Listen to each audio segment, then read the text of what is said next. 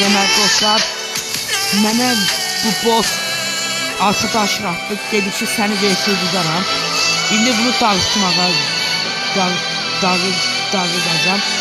Hamıda görəsiniz burada ki, bu nə kadar bir zəif savaşdır. Amma uduza da bilərəm, yəni belə dünya çempionatına qatılmış bir oyuncudur. Amma mən udacağım.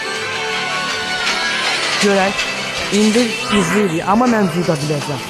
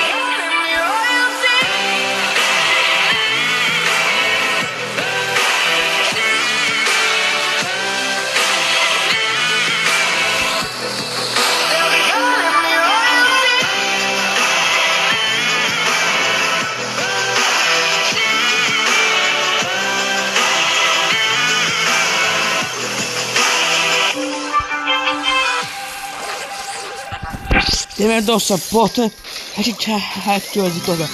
Yəni hələ də uduzmuyuz. Gördüyünüz kimi. Amma yəni uduzdu da, yəni dünya çempionatına qatılmış bir oyuncudur. Amma bilmirəm nə tane qədər yaxşı. Yine dostlar gəldi.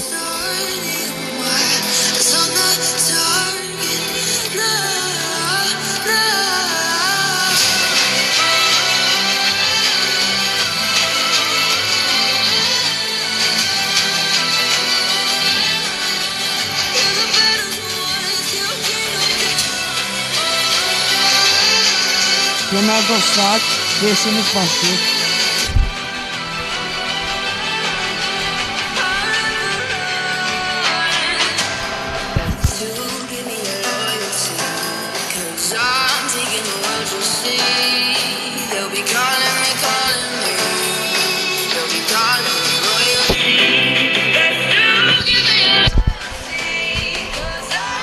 Demək dostlar, oyunumuz başlayır. Gözleyen ne olur? Ne bakacağız? Uduma çalışacağız. Göreyim ne olur?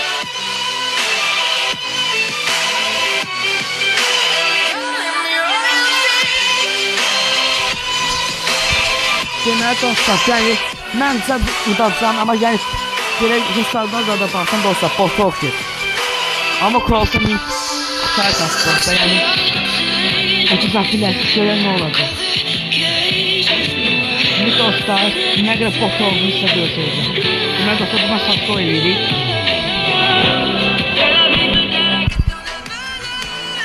Dostlar, məni öldürdü gördüyünüz kimi, amma bu intikamı gələcək. Ay, gəl bura.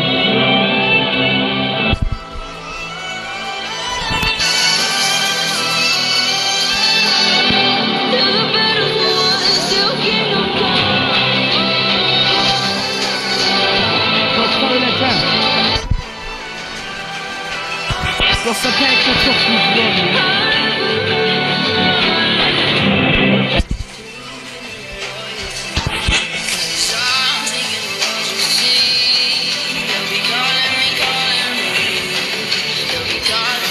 Dostlar, bilmem, mən özüm olmadı yaxşı, ama buna mərmi tutturamıram.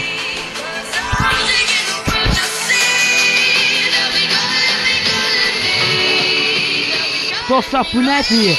Mən bunu uzacağımı fikirləşdim, amma yəni təbii ki, həqiqətən yaxşı oyuncudur.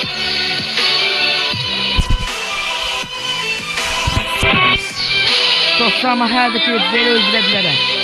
Gəl bura. Həqiqətən çox güclü oyuncudur. Gəl bura, təbii ki. Gəl dostlar. Gəl. Uzanmayın.